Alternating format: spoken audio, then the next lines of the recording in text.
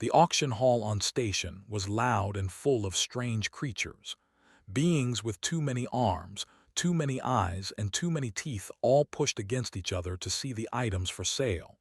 The air smelled like metal and something sweet that could not name. He stood near the back of the crowd, a human among thousands of aliens, and he waited. Was 34 years old. He had brown eyes, short black hair, and hands that were rough from years of work. He was a salvage engineer. This meant he fixed broken things that other people threw away. He had come to station 3 years ago when Earth first joined galactic trade. Since then, he had made a small name for himself by repairing ships that others said could not be repaired. Today, he was looking for something special. The auctioneer was unnamed. He was tall and thin, with gray skin and 4 black eyes that never seemed to blink. His voice was smooth like oil, and he smiled too much. Did not trust him, but he did not need to trust him. He only needed to buy from him. Ship after ship came up for auction. Small fighters, transport vessels, mining rigs. The aliens bid on them with loud voices and waving limbs. Watched but did not bid. These were not what he wanted. Then the screen behind changed. It showed an image of a ship so old and broken that several aliens laughed out loud. The ship was massive. It had once been beautiful, could tell. The curves of its hull suggested grace and power, but now it was covered in holes. The metal was dark with age. Entire sections were missing. It looked like a skeleton floating in space. "Next item," said with a small laugh in his voice. "The Morning Star, origin unknown, age unknown, systems completely dead, hull integrity at 12%. We are selling this one by weight for scrap metal. Starting bid is 500 credits." The crowd laughed again. 500 credits was nothing. It was the price of a meal at a nice restaurant. "Who would want that piece of garbage?" someone shouted. "Perhaps the humans," another voice called out. "They seem to like collecting trash." More laughter. Felt the eyes of nearby aliens turn to look at him. Humans were still new to the galaxy. Many species thought they were stupid, primitive, and weak, had learned to ignore the insults. He raised his hand. 500. The laughter grew louder. His 4 eyes all focused on him with amusement. The human bids 500 credits for the Morning Star. "Do I hear 550? Anyone?" "No," hit his hammer on the podium. "Sold to the human for 500 credits. Congratulations. You now own the biggest piece of junk in the sector." The crowd moved on to the next item, already forgetting about, but he did not mind. He had gotten what he wanted. After the auction, walked through the station's lower levels toward the salvage docks. The hallways here were older and dirtier. The lights flickered.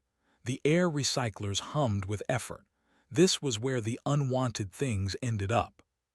He found his ship in Dock 17. Up close, the Morning Star was even larger than he had expected. It stretched for almost a kilometer, a sleeping giant of dark metal and forgotten secrets. Stood at its base and looked up at it for a long time. "You are the human who bought this thing." Turned, a female stood behind him. She had 4 arms, pale blue skin, and large eyes that seemed kind. Her name tag said, and her uniform showed she worked at the docks. "I am," said. Shook her head slowly. "I have worked here for 20 years. In that time I have seen 6 people try to restore old wrecks like this one. They all failed. They lost their money. Some lost their minds. One lost his life when a power cell exploded." "What happened to the ships?" "Sold for scrap, every time." Moved closer and lowered her voice. "This ship is different, though. It has been here longer than anyone can remember. Some say it is cursed. Ships that dock near it have strange problems. Equipment fails. Computers show things that make no sense. The last owner tried to cut it apart for metal, but his tools kept breaking." Nodded slowly. "What do you think?" Was quiet for a moment. "I think there is something inside that ship that does not want to be disturbed. I think you should take your 500 credits as a loss and walk away." I appreciate the warning, said. He meant it. She was trying to help him. But I am going to try anyway. Why? The galaxy has millions of ships. Why this one? Looked back at the morning star. How could he explain it? When he had seen the image on the screen, something had moved inside his chest. It was like seeing an old friend in a crowd. It was like finding a lost treasure. He knew this made no sense. He had never seen this ship before today, but the feeling was real. Because everyone else gave up on it, he said finally, and I do not think it deserves that. Stared at him with her large eyes, then she laughed softly. Humans are strange creatures, but I think I understand. She reached into her pocket and pulled out a small card. This is my contact code. When you need help and you will need help, call me. I know people who can get you parts and tools at good prices. Took the card with a small bow of thanks. You think I will fail too? I think you will fail, agreed. But I also think you will try harder than anyone before you. That is worth something. She walked away, her 4 arms swinging at her sides. Watched her go, then turned back to face his ship. The entrance hatch was stuck. He had to use a manual crank to force it open. The metal screamed with age as it moved. Inside, the ship was completely dark. Turned on his flashlight and stepped through the doorway. The air inside was old and still. Dust floated in the beam of his light. He walked slowly through the corridors, his footsteps echoing in the silence. The walls were covered in patterns he did not recognize. The language on the signs was nothing he had ever seen. He walked for almost an hour, going deeper and deeper into the ship. He found crew quarters with beds still made. He found a mess hall with plates still on the tables. Whoever had lived here had left in a hurry, or they had never left at all. Finally, he reached the engine room. It was a vast space, bigger than any engine room he had ever seen. In the center stood the power core, a massive cylinder of strange metal that reached from floor to ceiling. Every scan he had seen said the core was dead. Every expert said it had been dead for centuries. There was no power signature, no heat, nothing. But as walked closer, his flashlight began to flicker. The hair on his arm stood up, and deep inside the core, so faint he almost missed it, he saw a tiny pulse of blue light. Once, twice, 3 times. Like a heartbeat. Smiled in the darkness. "Hello," he whispered. "My name is I'm going to fix you." The light pulsed once more, as if in answer. Outside the ship, the galaxy continued to laugh at the old wreck and the foolish human who had bought it. But inside, in the silence and the dust, something ancient was beginning to wake up. Spent the first week alone inside the Morning Star. He mapped its corridors. He tested its systems. He crawled through tight spaces with his flashlight and his tools, trying to understand what he had bought. The ship was old. This he knew. But the deeper he looked, the more impossible it seemed. The metal of the hull was nothing like anything in galactic records. The wiring used materials that modern science could not identify. The design of the power core followed no pattern that any known species had ever used. He sent samples to 3 different laboratories on the station. All 3 sent back the same answer: unknown origin, unknown age. Estimated construction date was at least 10,000 years ago, maybe more. 10,000 years. That was before the collective of 12 formed, before any current civilization existed. That was the time of the pre-founders, a mythical race that most species believed was just a story. But the Morning Star was real, and it was waking up. Knew he could not do this alone. He needed help, so he made 2 calls. The first was to Park. She was 29 years old, small and quick, with sharp eyes that missed nothing. She had worked with on Earth before he left for the stars. She was a systems analyst, one of the best in human space. When he told her what he had found, she laughed at him. "You bought a dead ship based on a feeling," she said through the communication screen. "That is the thing I have ever heard." "The core is not dead," said. "I saw it pulse. Equipment malfunction, light reflection, 100 other explanations. Come and see for yourself. Was quiet for a long moment, knew her well enough to wait. She was curious.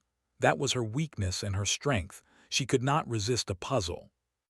Fine, she said at last, but you are paying for my transport. The second call was too. He was 45, broad and strong, with gray streaks in his black hair. He had been an engineer on military ships before he retired. Now he worked as a consultant, helping people with problems that no one else could solve. Pre-founder technology, said when explained, that is a myth. I have samples, lab reports. I can send them to you. Send them. An hour later called back. His face was pale. Where did you find this ship? Station. It was being sold for scrap. I am on my way. 2 weeks later, the three humans stood together in the engine room of the Morning Star. Had her equipment spread across the floor, dozens of tablets and sensors all connected by wires. Was on his knees by the power core, studying its surface with a magnifying lens. The technology is real, said softly. I cannot explain it, but it is real. The ship has systems I do not even recognize. Power distribution networks that make no sense. Computing cores that use crystals instead of circuits. The propulsion system is the same, added. It does not use any fuel I know of. No plasma, no antimatter. It is like the ship was designed to run on something that does not exist anymore. Nodded, he had expected this. Can we fix it? Both of them looked at him like he was crazy. Fix it? Laughed. We do not even understand it. How can we fix something we cannot understand? We start small, said. We find the things we do understand. We repair what we can, and we learn as we go. It was a simple plan, maybe too simple, but it was all they had. They began with the basics. Power cables, hull plates, simple mechanical systems that worked the same way in any civilization. They welded metal and spliced wires and replaced parts with whatever they could find on the station. Word spread quickly. A crew of humans was trying to restore the old wreck in Dock 17. Aliens came to watch, first a few, then dozens. They stood at a safe distance and pointed and laughed. Look at them, a merchant said one day. Using their hands like primitives, do they not have machines? Humans do not trust machines, his companion replied. They think their own muscles are better, foolish creatures. Ignored them, so did, and they had work to do. Visited after 2 months. He walked through the ship with his 4 eyes narrowed, looking at everything the humans had done. His thin mouth was pressed into a line. Interesting, he said. You have made more progress than I expected. Thank you, said. Of course you will never succeed. The ship is too old, too damaged, but I admire your effort. Paused. I am prepared to offer you 50,000 credits for the ship. That is 100 times what you paid. A good profit. No. His eyes blinked, all 4 at once. No, you have not even asked your crew. Looked up from her work? No. Did not even look up? No. Smile became smaller. You are making a mistake. This ship has no value. I am being generous. Then why do you want it? Asked quietly. The question hung in the air. Smile disappeared completely. For a moment, something cold moved behind his eyes. Then he laughed and spread his hands. Sentimental reasons. I am a collector of old things.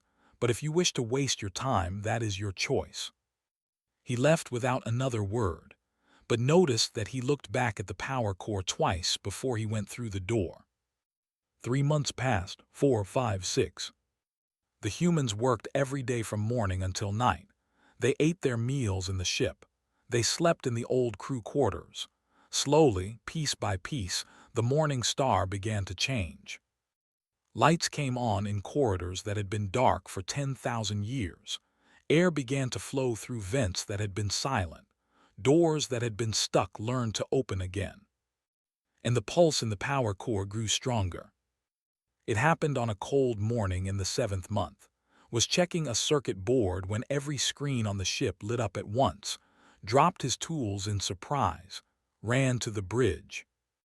The main display was alive. Symbols scrolled across it fast and strange. Then the symbols slowed, they changed, they became words. Words in every language known to the galaxy, appearing one after another. And finally, words in English. "You are not my creators," gasped Grab's arm. None of them could speak. The words continued. "You have worked for many cycles. You have repaired with patience. You have shown care. My creators valued these things. They are rare in the universe." Stepped forward, his voice was shaking. "Who were your creators?" "They are gone. They left long ago. I have waited for others who might understand. Many have tried to wake me. They used force. They used commands. They tried to break me open. I remained silent." "Why did you wake for us?" There was a pause. When the words appeared again, they seemed almost warm. "Because you asked. Because you fixed what was broken instead of taking what was valuable. Because you treated me like something alive." Another pause. "My creators had a word for this. In your language, the closest meaning is compassion." Felt tears in his eyes. He did not know why. "Do you have a name?" "My designation is complex. It would take hours to speak. Your crew member has been calling me something simpler in her private moments. I find I like it."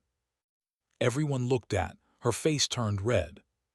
"I was just talking to myself," she said quickly. "I called it, it means star, because of the ship's name." The screen flickered. "Yes, I will be, and you are my new crew." The words changed color, becoming brighter. "I am glad I waited for you." Outside, the galaxy still thought the old wreck was worthless. They did not know that inside, something wonderful had just been born. In the weeks that followed, taught the humans about the ship. It was like nothing they had ever imagined. The Morning Star was not just a vessel. It was a partner. Its systems were designed to work with its crew, to learn from them, to grow with them. The hull could repair itself if given the right materials. The weapons could adapt to any threat. The engines could bend space in ways that modern science said was impossible. "My creators built me to protect," explained one evening. The ship's voice now came from speakers throughout the vessel, warm and calm. They were peaceful people. They did not want war, but they knew that some dangers must be faced. Sat on the bridge, watching the stars through a window that had been dark for 10,000 years. What happened to them, your creators? They grew tired of this galaxy. They had seen too much violence, too much greed. They decided to leave to find somewhere quieter. Paused. "They could not take all of their ships. I was damaged in a battle. They put me to sleep and left me here, hoping someone worthy would find me." "And you waited all this time." "Time means little to me. I can sleep for centuries and wake in a moment, but yes, I waited. Many came, none were right." The lights on the bridge grew slightly brighter. "Until you." Looked up from her console. "Why us? We are not special, we are just humans, a young species. Most of the galaxy thinks we are primitive." "That is exactly why," said. "You do not trust machines to do your work. You use your hands. You solve problems with creativity instead of power. You make mistakes and learn from them.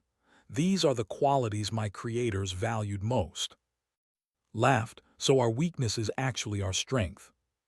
"Your apparent weakness. The galaxy sees you crawling in the dirt and thinks you are lesser. They do not see that you are planting seeds." The test flight happened 3 days later. The repair docks of station had never been so crowded. Word had spread that the humans were going to try to fly their wreck. Thousands of aliens gathered to watch what they were sure would be a disaster. Was there, standing at the front of the crowd with his arms crossed and a smile on his thin face. Was there too, her 4 hands clasped together in worry. Inside the ship, sat in the captain's chair. Was at the navigation console. Was at engineering. The bridge was alive with light and sound, displays showing information in languages both human and ancient. Said, "Are we ready?" "All systems are active." Hull integrity is at 94%. Power core is stable. I am ready when you are. Took a deep breath. Then let us show them what we can do. The Morning Star lifted off the dock floor. There was no sound, no shaking, no roar of engines. The ship simply rose, smooth and silent, like a creature waking from a long sleep. Outside, the crowd went quiet. This was not how old ships moved. This was not how any ship moved. The Morning Star cleared the dock and entered open space. The stars spread out before them, bright and endless. Felt his heart beating fast in his chest. Beginning demonstration, announced. The ship moved. It did not fly so much as dance. It spun through asteroid fields that would have destroyed any other vessel.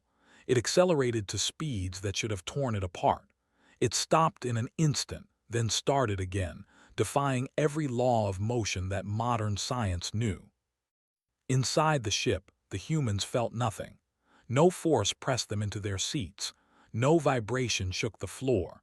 It was like standing still while the universe moved around them. Shields said. The ship's hull shimmered with blue light. My shields adapt to any weapon. They learn from each attack and become stronger. A weapons display appeared on screen. My weapons can target a single molecule or destroy a small moon. I can fire in directions that do not exist in normal space. The screen changed again, showing a map of the galaxy. A line appeared, connecting their position to a point on the far side of known space. Travel time to this location using standard engines would be approximately 40 years. Travel time using my systems would be 17 minutes. Nobody spoke, had tears running down her face, was gripping his console so hard his knuckles were white, just stared at the screen, unable to find words. They returned to the station an hour later. The crowd was still there, but no one was laughing now. Smile had disappeared completely. He pushed through the crowd and marched toward the dock as the ship landed. This is unacceptable, he declared. Pre-founder technology is too dangerous for any single species to control. I am calling an emergency session of the Collective of 12. This ship must be surrendered for study. Stepped off the ship and faced him calmly. The ship is my property. I bought it legally. I restored it with my own hands. It belongs to me. It belongs to the galaxy, shouted. His 4 eyes were wide with something that looked like fear. You do not understand what you have. The power in that ship could destroy civilizations. It could, agreed, but it will not because I will not let it. You, a human, you think you can control technology that is older than your entire species. I do not control it, said. We work together. Made a sound of disgust. This is not over. The collective will hear of this. You will be forced to give up that ship whether you want to or not. He stormed away. The crowd slowly scattered, talking in excited whispers about what they had seen. But some aliens looked at the humans with new expressions. Not mockery, something closer to respect. Approached as the dock emptied. That was incredible, she said. I have never seen anything like it. Neither have I, admitted. Will cause trouble. He has connections in the collective. He will not let this go. I know. Looked at the ship, her large eyes reflecting its dark hull. Can it really do everything it showed? Yes, and more, paused. Says it has weapons it has not revealed yet, things it has never used. Why not show them? Because does not believe in showing power to intimidate, only to protect. Smiled slowly. I think I like your ship. Inside the Morning Star and were running through data from the flight. The numbers were impossible. The physics made no sense, and yet they had experienced it themselves. We have to be careful, said quietly. Is right about one thing. This kind of power changes everything. Other species will want it, some will try to take it. Let them try, said, but her voice was not confident, it was worried. That night sat alone on the bridge. The stars filled the window, cold and distant. His voice came softly through the speakers. You are concerned. I am, admitted. I did not think about what would happen after, I just wanted to fix you. I did not think about the galaxy, about politics, about war. My creators faced the same problem. They had power that others wanted. It is why they eventually chose to leave. Is that what we should do? Leave? Was quiet for a long moment. That is your choice. I will go wherever you go, but I do not think running is your nature. I think you are someone who stays and faces problems. Smiled sadly, even problems that are too big. Especially those, that is what makes you worthy. The conversation was interrupted by an alarm. Red lights flashed across the console. His voice came through the communicator, sharp with fear. We have a problem. Long-range sensors are detecting ships, a lot of ships, 200 at least. They are heading straight for the station. Stood up, who are they? Syndicate mercenaries, the most violent fleet in the sector. Voice cracked. They will be here in 6 hours. On the screen, 200 red dots moved slowly toward station. The station's defense fleet was only 30 ships. Against the Syndicate, they would not last an hour. Had made his move, and now everyone on the station was in danger. The station was in chaos. Alarms rang through every corridor. Civilians ran for evacuation ships. The defense fleet scrambled to form a line between the station and the approaching enemy. Stood on the bridge of the Morning Star, watching the red dots on his screen grow closer. 200 ships, each one armed with weapons that could tear through steel like paper. The Syndicate was known throughout the galaxy for their cruelty. They did not take prisoners. They did not show mercy. "This is my fault," he said quietly.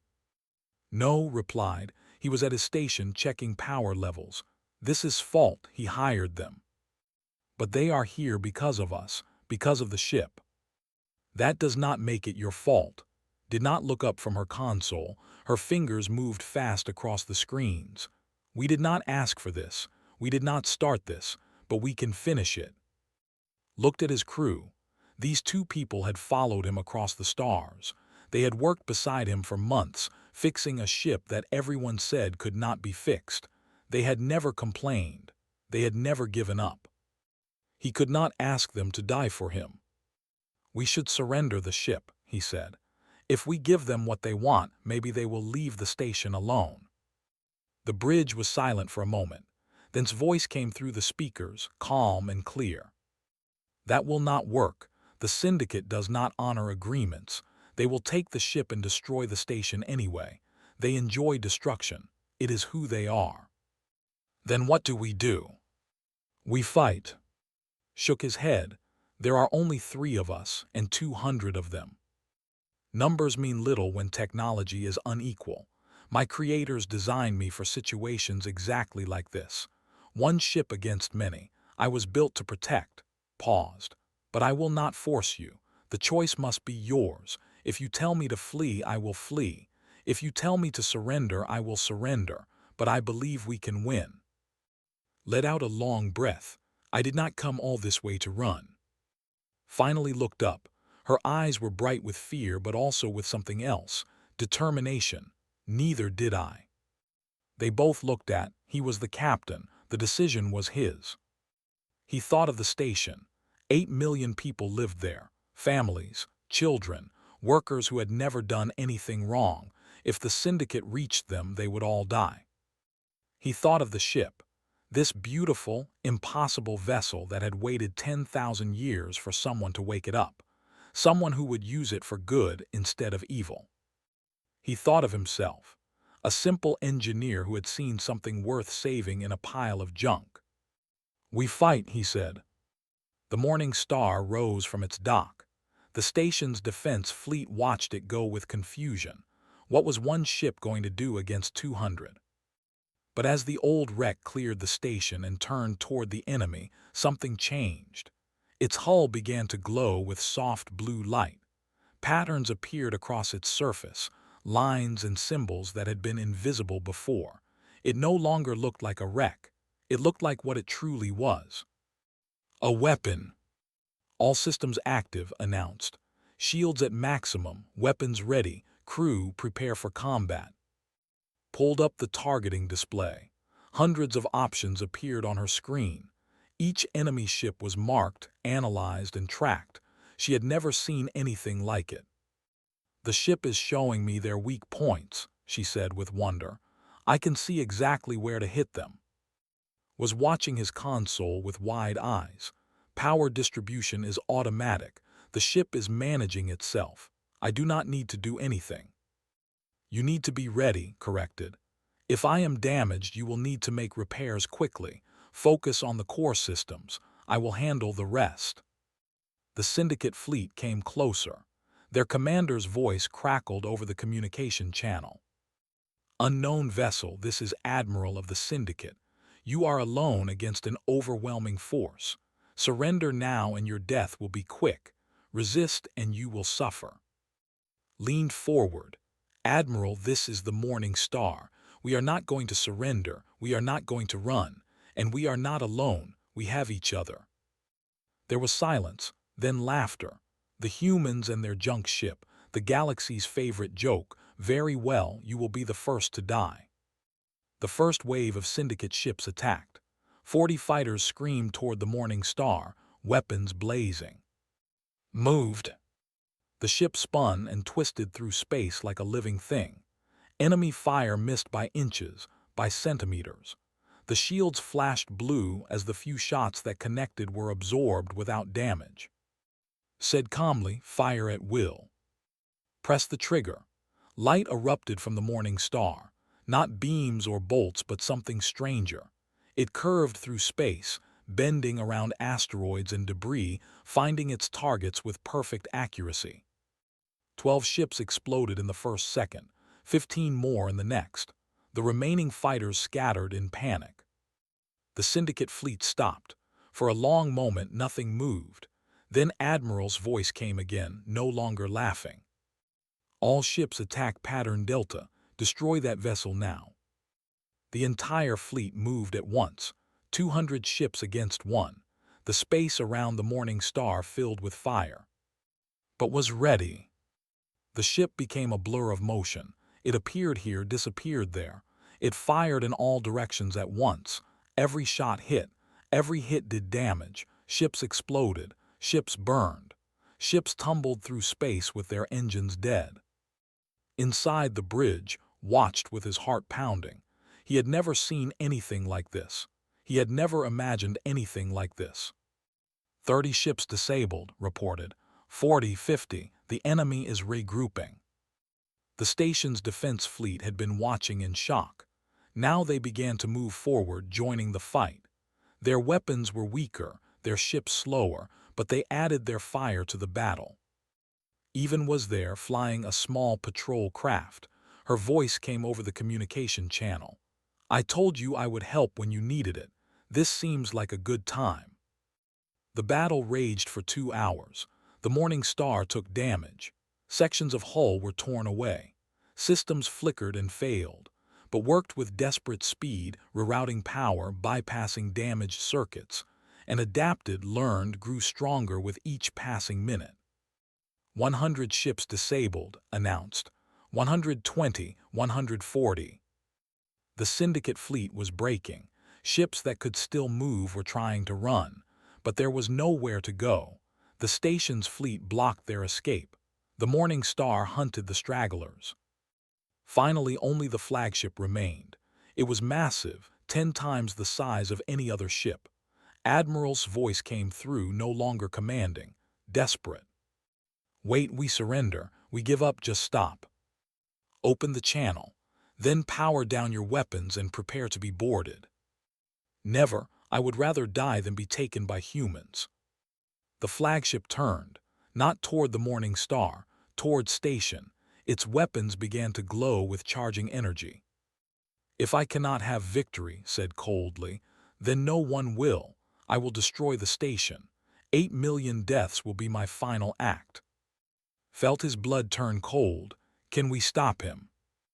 "I can destroy the flagship, but not before it fires. The station's shields will not survive a direct hit.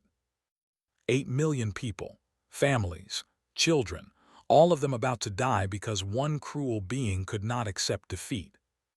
"There must be something," said, "something we can do." Was quiet for a long moment. When the ship spoke again, its voice was different, softer, almost sad. "There is one option, a weapon I have never used. My creators locked it away because they feared its power. It does not destroy, it disables. Every system, every circuit, every power cell in a massive radius. It would stop the flagship instantly." "Then use it." "You do not understand. The weapon requires everything I have. All my power, all my energy. If I use it, I will go dark. My systems will fail. I may never fly again." The crew stared at each other. After everything they had been through, after all the work, all the hope, they might lose forever. But 8 million people were about to die.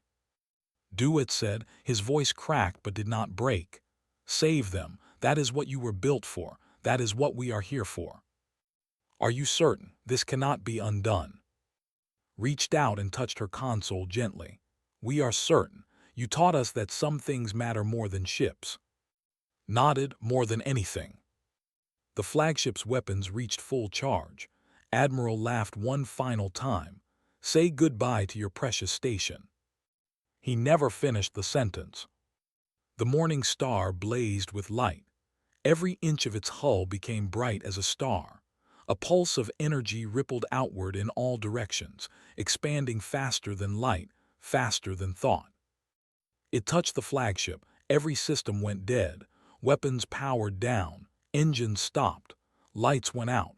The massive ship became a dark, silent tomb drifting through space. It touched the remaining syndicate ships. They died too, one by one, going dark and still. It touched the station's shields and passed through harmlessly. It touched the defense fleet and left them unharmed. And then, inside the Morning Star, everything stopped. The lights went out, the screens went dark, the engines fell silent, his voice disappeared. Sat in the darkness, surrounded by silence, and waited. But nothing came. The station's rescue ships found the Morning Star drifting an hour after the battle ended. The great vessel was cold and dark, all its systems dead, its hull with battle damage. It looked exactly like it had when first bought it. A wreck, a piece of junk. But everyone knew better now. And were taken aboard a medical ship. They were tired and bruised but alive. Around them, rescue workers pulled syndicate survivors from their dead vessels. Admiral was among them, his 4 arms bound with magnetic cuffs, his face twisted with rage. Station security found trying to flee on a private transport. He was arrested before he could leave the dock. The evidence against him was overwhelming. Communication records, payment transfers, contracts with the syndicate. He would spend the rest of his life in prison. The galaxy watched everything. News networks from every corner of known space broadcast the battle footage. A single ship against 200. An old wreck that no one believed in. 3 humans who refused to give up. The story spread faster than light. In trading posts and government halls, in schools and homes, beings of every species watched the tiny ship dance through enemy fire. They watched it sacrifice itself to save 8 million lives. And for the first time, they looked at humans with different eyes. A week later stood in the repair docks of station. The Morning Star hung in the center of the hangar, held up by support cables. Repair drones flew around it, scanning and measuring, sending data to the technicians below. The chief technician was an engineer with scales the color of copper and eyes like yellow gems. She had been studying the ship for 5 days. Now she stood beside and shook her head slowly. "I am sorry," she said. "The energy discharge emptied everything. The power core is completely dead. No charge, no response, no sign of life." She paused. "The ship cannot be revived. It is truly gone this time." Nodded. He had expected this answer, but hearing it still felt like a knife in his chest. "Thank you for trying," he said. "I wish I could do more. What you did, what this ship did, it saved my family. My daughter lives on this station."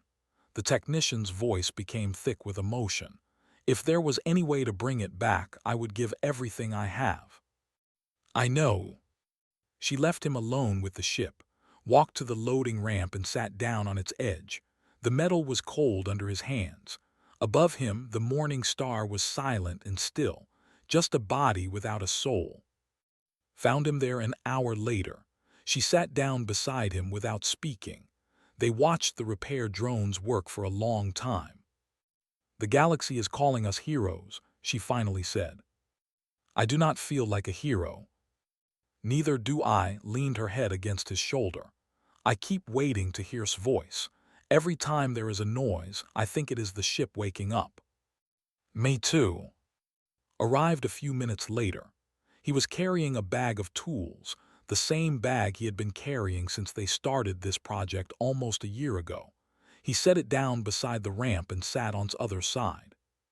"The collective of 12 has dropped all claims against us," he reported. "They are saying the ship is our property, free and clear. They are also offering us a medal, the star of highest honor they can give." "That is nice," said without enthusiasm. "I told them we would think about it." The three of them sat together in silence. The hangar was quiet except for the hum of repair drones and the distant sounds of the station.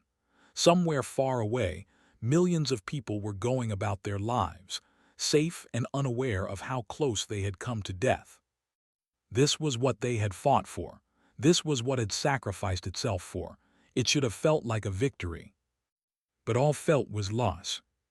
The next day, he went back to the ship alone. He walked through the dark corridors with a flashlight, just like he had done at the very beginning. The halls that had been full of light and life were empty now. The screens that had shown words were blank. He reached the engine room and stood before the power core. The massive cylinder was dark and cold. No pulse, no heartbeat, nothing. "Hello," he said to the silence. "I do not know if you can hear me. I do not know if there is anything left to hear, but I want you to know something." He reached out and placed his hand on the cold metal. "You asked me once why I bought this ship. I told you it was because everyone else had given up on it. That was true, but it was not the whole truth." His voice cracked. He let it. "The whole truth is that I saw myself in you. I was broken too before I came to the stars. I had lost my purpose, lost my hope. I thought I was worthless." Tears ran down his face. He did not wipe them away. "Then I found you, and you showed me that broken things can be fixed, that old things can be new again, that nothing is ever truly gone if someone is willing to try." He pressed his forehead against the core. "You saved those people, but you saved me first, and I will never forget that." He stood there for a long time, crying in the darkness. Then he wiped his eyes, picked up his flashlight, and turned to leave. That was when he saw it. A tiny flash of blue light, so small he almost missed it, coming from deep inside the core. Froze, he turned back slowly. He held his breath and watched. The light pulsed again, once, twice, 3 times. "Like a heartbeat," he whispered. No response, but the light did not stop. It kept pulsing, faint and slow, like something waking from a very long sleep. "Ran." He burst out of the ship and sprinted across the dock. He grabbed the first communication panel he found and called in. His words came out in a rush, barely making sense. "Come to the ship. Right now, bring equipment, bring everything. It is not over, is still there. I saw it. I saw the light." An hour later, all 3 of them stood in the engine room, had her sensors spread across the floor, had power cables ready, and watched the core with hope burning in his chest. "There," said suddenly, "I see it, a power signature, incredibly faint, less than 0.01%, but it is there." "Can we bring it back?" asked. "Was already working. We can try. It will take time, maybe months, maybe years, but if there is anything left, we can build around it. We can give it power from external sources until it can generate its own again. Then we start now." The work began again, just like before. 3 humans with their tools in their hands, fixing what everyone else said could not be fixed. The galaxy called them heroes. The collective offered them honors. News networks wanted interviews. They ignored all of it. Because somewhere deep inside the morning star, a tiny light was pulsing. A friend was waiting, and they were not going to give up on it. Visited them a month later. She stood at the edge of the engine room and watched them work. Her 4 arms were crossed, but she was smiling. "The galaxy is talking about you," she said. "They say humans are stubborn creatures who never know when to quit." Looked up from his work. There was grease on his face and hope in his eyes. "Is that a bad thing?" "No," said softly. "I think it is the best thing I have ever heard." She turned and left them to their work. And deep in the core, the light pulsed a little brighter than before. The galaxy had laughed at the old wreck. They had laughed at the foolish humans who tried to fix it. They had laughed at the impossible dream. But the humans were not laughing. They were working. And that made all the difference.